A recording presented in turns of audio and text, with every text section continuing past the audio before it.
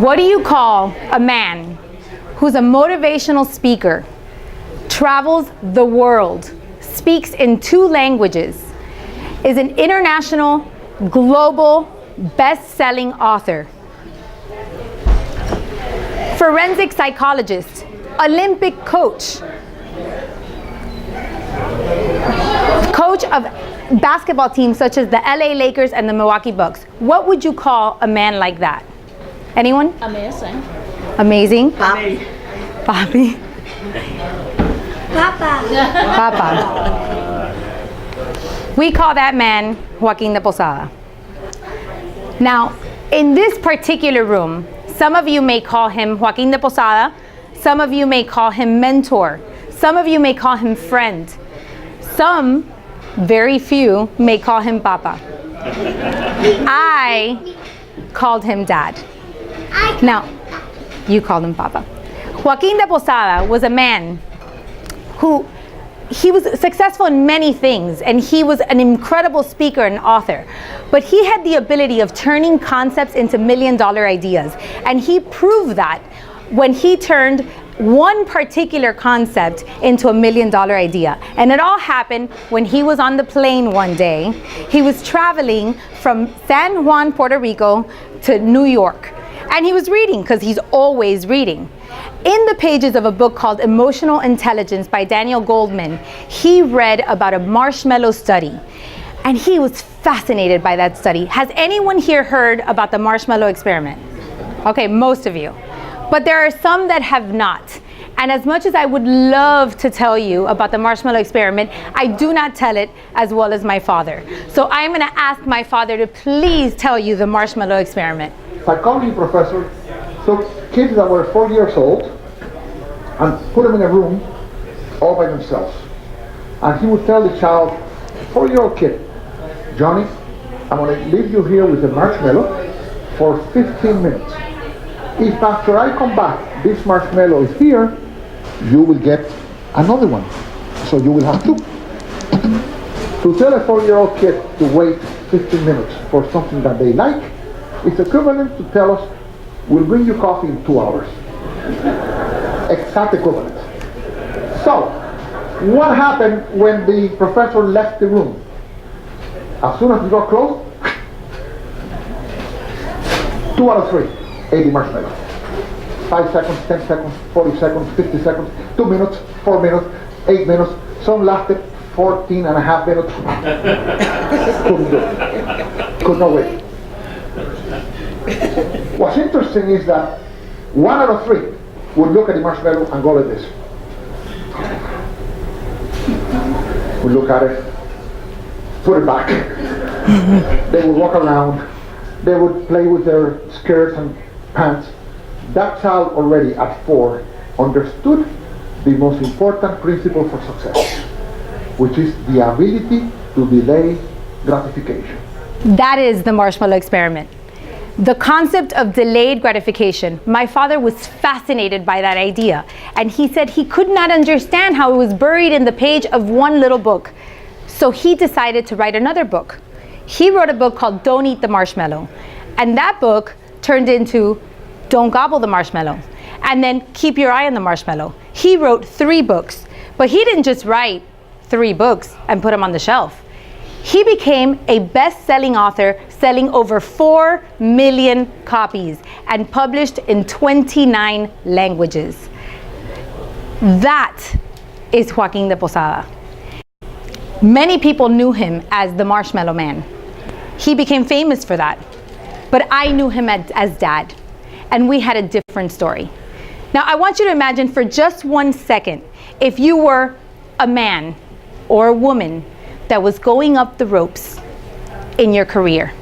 All of a sudden, you're traveling because you want to be successful. You want to become a speaker or a writer, or you're a corporate officer, and you're climbing up, and you've got to go where the money goes. You got to go where the business goes, and you are away from home all the time. And the problem is that you have one of those at home. And you may not just have one, you may have one, or you may have two, you may even have three, and you have these little kids at home and you desperately want to be with them, but you can't because you got to fulfill your responsibilities at work. And it's not just responsibilities, a lot of times it's actually your dreams. And it gets a little bit worse because imagine if besides not being able to be with them all the time, when you get home, you don't get home to them because you're divorced. So you actually go to a different home and you see them that much less. That was our story. My father was divorced and he was traveling 80% of the time, and he had a 2-year-old little girl at home, and he wanted desperately to keep a relationship with her and he just didn't know how. So he developed 3 small promises. He made 3 promises to his daughter that he knew he could keep and that he was convinced would keep him close to his daughter. These are promises that anyone in this room, any one of you can make to the people that you love, your children, your spouses, or anyone that's truly, truly important to you. The first promise was to send a postcard. He decided he would send me a postcard from everywhere that he went, no matter what. The first postcard that he ever sent me, if you look at the date, it's December 13th, 1979. Ladies and gentlemen, I was born on December 8th, 1979. So 5 days after I was born, my father sent me my first postcard. Didn't ask me many questions, but he sent me a postcard, and he started that tradition, and he kept that tradition all throughout my life. The second promise that he made was to call me every day. Every day, before I went to sleep, at one point of the day, I spoke to my father. And every day, my father said, "I love you, mi amor," before we went to sleep. Sometimes we'd talk for hours, and sometimes we'd only talk for 2 minutes, but every day I heard his voice. That eventually changed, and as I grew older, I started calling him.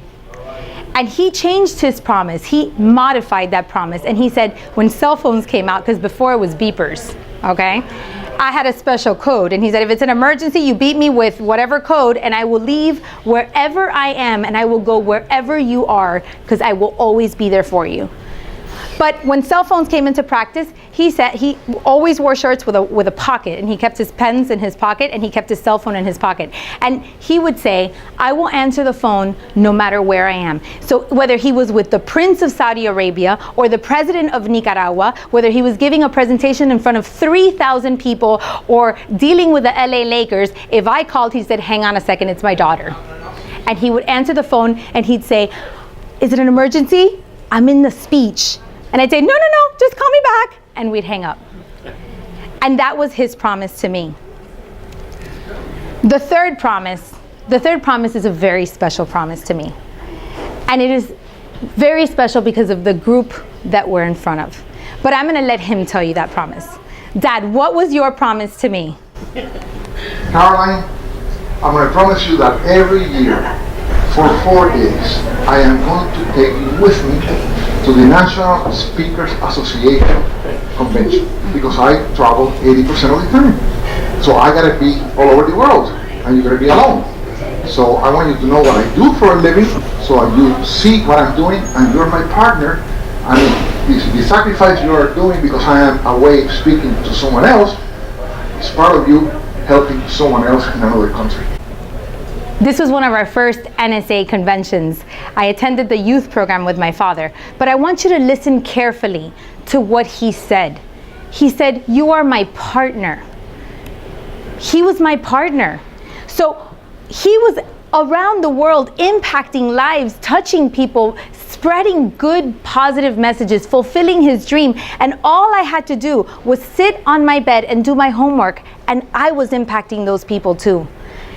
He took me along with him in his journey, and he made me a part of everything. And I ask you, how many of us make our children a part of our journey? How many of our children or our spouses or our loved ones know what our dreams are, what we do for a living, whose lives we touch, who we impact? And how many of them know that by them sacrificing their time with us, they are actually impacting those people too? This was very important to my father, and he committed to it so much that he decided to take me every year. And how many years did you take me, Dad? We did it 12 years in a row. You can see times changed. I started as a little girl, and I ended up becoming an adult in the National Speakers Association youth program. And I didn't stop going in this picture. This is an accurate picture of the timeline. But I attended the National Speakers Association even after I had children, and I still continue to attend the National Speakers Association. One day, many years later, I'm married, and my husband, who is here with me today, and I were sitting on the couch, and we were having a date night. Now let me tell you what date night looks like with these 3 little children in our house. Saturday night date night consists of them upstairs sleeping on their cribs, us sitting on the couch together with a glass of wine, praying that they would not wake up. So we got to talking, and my husband said to me, "You know what I don't understand? I don't get how you're so close to your father. I mean, really, he was away most of the time. He was always traveling. He was never there. I mean, I respect your relationship, truly I do, but how did he do it? I just don't get it. I mean, you are closer to your father than most of our friends are to their parents who sleep down the hall." And I thought about that, and I said, you know what? Hold that thought. And I ran upstairs, and I grabbed a box that had traveled with me to college and to every home that I had ever lived, and I brought it downstairs, and he had never seen this box. This box was the box of postcards that my father sent me. There's hundreds and hundreds of postcards in here. Letters, cards, Christmas cards. So we started reading the cards, and you know, I read this one, for example, and it said, "I saw the picture of these guys in Puerto Rico, and their faces look familiar. Do they look familiar to you too? Anyway, I thought you'd want this." It was the New Kids on the Block. The picture was in 1990. I was 10 years old, and I loved New Kids on the Block, and my father knew that because he called me every day, and he knew what I loved. So my husband, looking at all these cards and laughing and crying, says to me, "I finally get it. I understand. He was there. He may not have been physically there, but your father was there every step of the way. You have to write a book about this. He's a motivational speaker. You guys have to do this." So I get all excited, and I say, I'm going to invite my father over to dinner. A couple days later, he comes over. We're sitting down, and I bring out the box. And I open the box, and I said, "Dad, I have a surprise for you." And he starts to cry. He says, "I can't believe it. I can't believe you kept all this." And I said, "Yeah, I kept it in this little box that he actually gave me." And I said, my husband, ready with his brilliant idea, says, "Okay, Joaquin, this is our idea. You're going to start speaking about how to be there when you're not there." And he says, "No, absolutely not." I says, "What do you mean? I mean, it's a great story." And he says, "Yeah, but I'm not a parenting expert.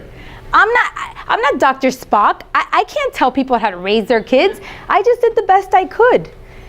And my husband says, "Yeah, but the story's inspirational. It's amazing. You got to tell divorced dads, people who travel all the time. You got to tell people that are away from their kids that it is possible that they could have a close relationship with their fathers." So my father started getting a little more excited about the idea, and we decided that we were going to write a book together. And we started having Skype meetings and writing pages, and we started getting more and more excited about it. And finally, he decided that he had loved the idea so much that he decided he was going to do a TED Talk. And he did. It was the first and only time that my father ever shared our story in public. And you'll see that I was on the stage with him, and I presented him with our box. Unfortunately, my father never shared our story in public again, because on June 11th, 2015, as you all know, he died. And when he died, I thought, I didn't really know what I was going to do with that story. Now, a few days before he passed away, I was in the hospital with him, and he was laying in his bed, and he was weak, and he called my name, and he said, "Caroline, come here." And I leaned over to hear his voice, and he said, "I think I'm ready to go. It's my time, and I have to leave." And I'm okay with that, but we got to get some stuff in order. Because that was my dad. He was responsible. He always wanted to get things in order. So he gave me instructions, financial instructions. I mean, he had everything prepared, but he gave me financial instructions, and he gave me things he wanted me to do with his house and his possessions and his things and gifts and things he wanted me to tell people. And then he stayed quiet, and he paused, and he said, "About our book." And I could not bear the thought of our book at that moment. And he said, "Whether you finish the book or not, Caroline, it's okay. It's really, truly up to you, because our story, it's already been written." And the truth is that our story had been written. So I thought, I'm going to finish this book. And I really tried. And I tried to keep his memory alive, and I wanted to carry his legacy, but I did not know how to do it without him. I didn't know. So time passed, and I struggled with the ideas and the concepts, and I struggled. But as time goes by and people start to heal, you start to learn. You learn amazing things in the journey while you're grieving. And what I found was that my father really never stopped sending me postcards. He kept sending me postcards. It's just that those postcards no longer fit in this box. In fact, I can tell you several of the postcards that he sent me. Margarita Guri is a postcard that he sent me.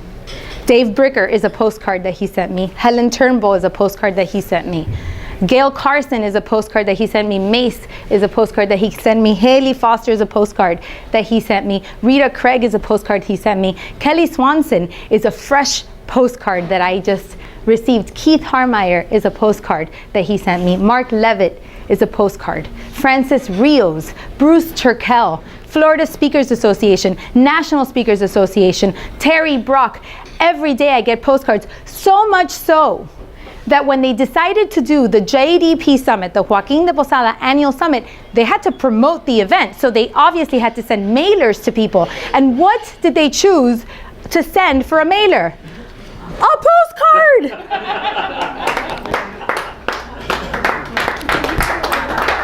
They didn't know. But my father never stopped sending me postcards. And those postcards I keep in my heart. So the book continues. I continue. The legacy continues. Now, because I'm a professional speaker, it's important that I follow in my father's footsteps, and I've learned from him. And one of the things that he has done is that he has the use of props. So let me explain to you what I mean. I'm going to use, as Patrick Henry says, my God-given prop. This is already my first and yet only grandson, because one is on the way. Thank you. So that was my dad's props. So you know what, I've decided I'm going to use my own props here. Here we go. This is Ryan. Ryan hadn't even been thought of when he gave that presentation. Looks the same, but not the same kid. Justin is the one that was on the way, and the little boy that you see in that video clip is Orly. Go, Papa.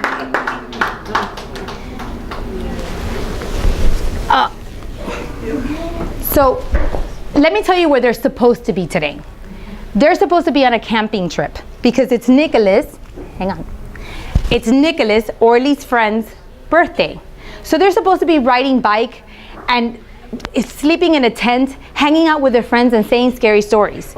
But instead, these three little boys are in a banquet club in Lago Mar. The reason they are here is because they are my partners, because they understand my dreams and my journey, and they are a part of my journey. This ladies and gentlemen, is Joaquin de Posada's legacy. Yay,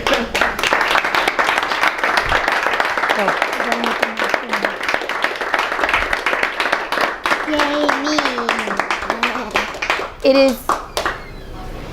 It is our fondest hope, my father, my children, and mine, that if I inspire one of you tonight, it is to have an amazing relationship with your children and with your loved ones.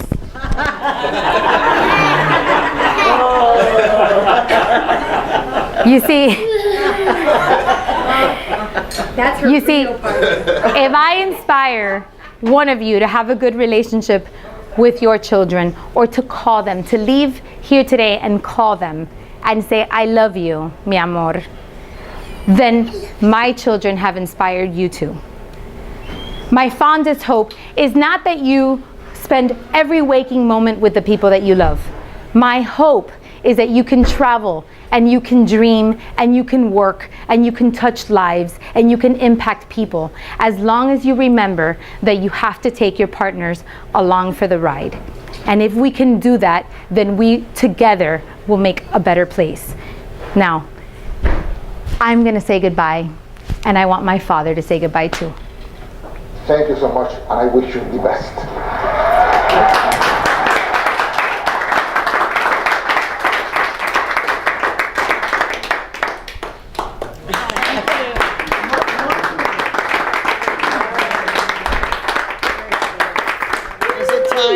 It's time to gobble the marshmallows. So whoever wants to eat a marshmallow. Marshmallows, take one if you want and gobble away.